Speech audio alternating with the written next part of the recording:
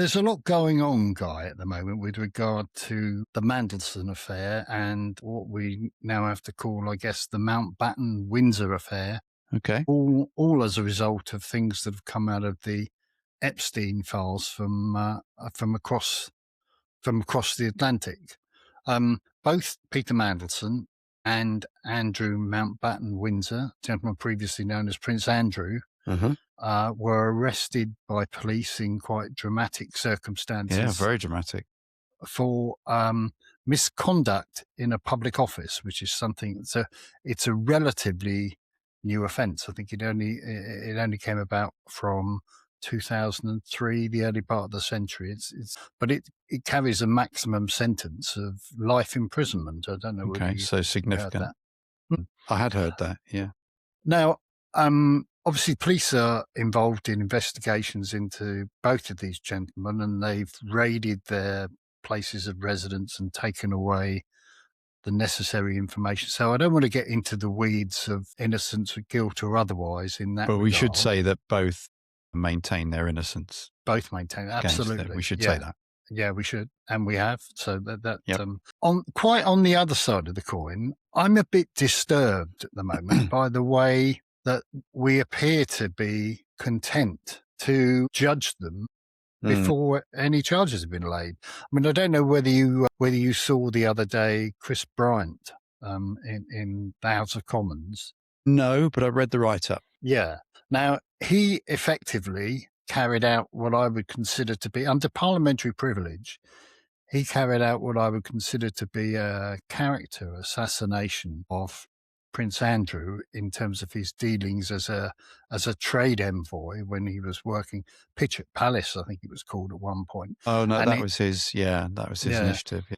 And Brian was talking about how he had been perceived by other people that he'd worked with, and not very complimentary terms. None of this was about and general knowledge until we've reached this particular situation. And I just feel a bit uncomfortable that we should be effectively judging people before, whether they're guilty or whether they're not guilty. And as we've said before, we reiterate that they both denied any wrongdoing. Should we be doing this in advance? Do you think this is the way we should be carrying out this type of investigation, if you like? I think there's something does trouble me. I mean, the obvious allegations are very serious, and let's just focus on the misconduct in private office, not the other things.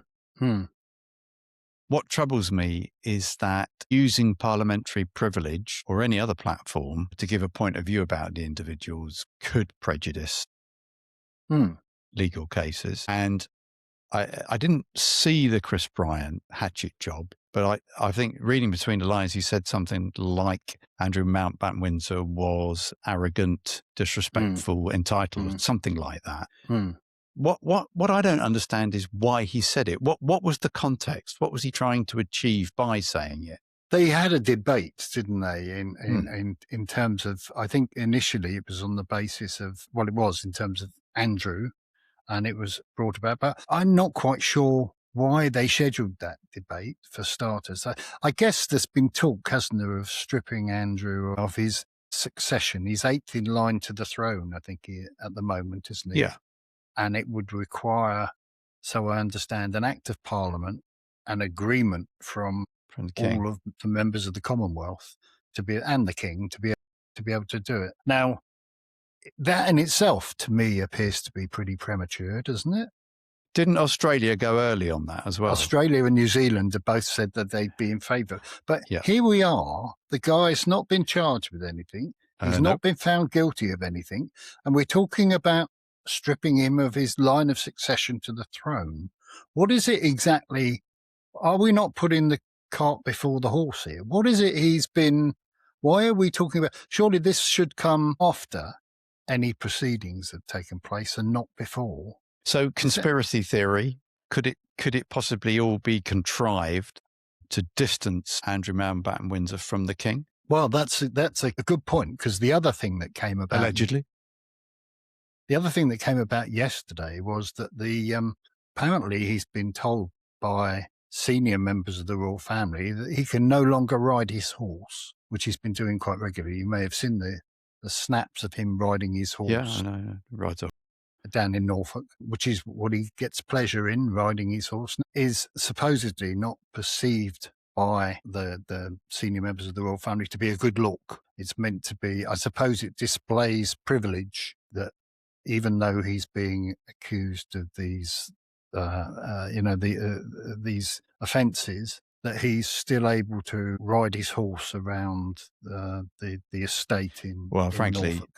I think that's ridiculous. And you might argue that he might work that out for himself and let him work. Somebody might advise him of that and then let him make him up. But as you say, he's not been convicted. And if the fundamental principle of English, British law is, and many laws and countries, is innocent until being proved guilty, let's let that ride out, as I said, but no pun intended. So it gets more ridiculous by the moment. It's a difficult one, isn't it? Because people are angry because they've seen the emails and documents sent outside of government mailboxes. And it makes you angry because we've all worked in, or you and I have worked in environments where confidentiality is paramount. And you would never, if it was customer details, you would never share a customer detail ever. No. And when it's something as important as secrets of state, you get angry about it. But as you say, they've not been proved guilty. No. So, yeah. I don't understand the pile-on, but there'll be a reason. I'm very cynical about these things. I mean, the other thing that I'm there'll be a reason. Curious about is both of the what I would consider to be performative arrests. You know, Andrew, the press and the media pack were all outside the estate, Sandringham estate, to watch these cars sweep in at 8 o'clock in the morning to bang on the door and arrest Andrew and take him off. I don't know truck with him. I'm not a great royalist at the end of the day, but why he's not going anywhere? Why didn't they just arrange for him to be driven to a police station without the media being there? Why is there is this wanting to have nobody is above the law? And I think it feeds into what you were saying just now. Look, we're taking a prince, or what was a prince, and we're dragging him down the station. I'm surprised they didn't put him in cuffs, to be quite honest, because that would have added to the whole thing. And the same with Mandelson. Mandelson had an appointment arranged to go and see the police. This idea, I mean, I missed the Speaker of the House of Commons, Lindsay Hoyle, who's apparently livid about it, was supposedly the gentleman who he'd been to the British Virgin Islands, and somebody in the British Virgin Islands had apparently said to him, you know, old Mandelson, matey Mandelson's going to be absconding down here. And he came back and he seemed to think whether it is or it isn't, I think it was his duty to pass on this information to the Metropolitan Police. And the Metropolitan Police duly went and arrested him. Now, we don't know whether they'd taken his passport away because he was supposedly considered to be a flight risk. But he's out on bail or whatever it is. He's not been confined anywhere. He's not under house arrest as far as I'm aware. The questions to ask there are multiple. One is, I can't see, from my little knowledge of it, quite, why Mandelson would want to have gone. But the most important thing to me, and nobody seems to be asking this question, the clues in the name, why would he abscond to the British Virgin Islands? I mean, it's still it's a British dependency. So, there's no extradition order, yeah? Well, there doesn't need to be an extradition. We just say, oi, matey, come back. It's not, we don't even need to extradite him. It's like going to Gibraltar or what have you. If he's going to go somewhere, go off to Belarus or somewhere where there's no. Didn't the Speaker make an announcement on it yesterday? He did. Did he? Yeah. Did he apologise, or what did he say? He didn't. No, he didn't apologise. I mean, that was a complete cock up as well, because the Metropolitan Police released the name of the Lord Speaker of the Lords, Lord Forsyth. He was really he had a real shocker, didn't he? What's that? Yeah, over his cornflakes. Yes. So but he didn't. I mean, I don't think he's got anything to apologise for. I just doubt his wisdom in. I mean, the police as well. One would have thought somebody would have sat down and thought, Now, what's the possibility of Manson hot-footing it off to the British Virgin Islands? This all feeds in to what I'm saying, I guess, is that I get your point. There's we're judging these pile-on, I think they people, call it. Yeah. And I think there's also what you were talking about earlier, and I think it's an important part of all of this. Between both of those, there's an unfortunate conflation of the other offences that have been committed under the Epstein umbrella. These, so far, now I appreciate there is there may well be an element that is being looked into as well, but so far these two gentlemen have only been arrested upon the basis of misconduct in a public office, which is the leaking of documents and information effectively that should have been kept, as you quite rightly said, that should have been kept discreet and within government circles.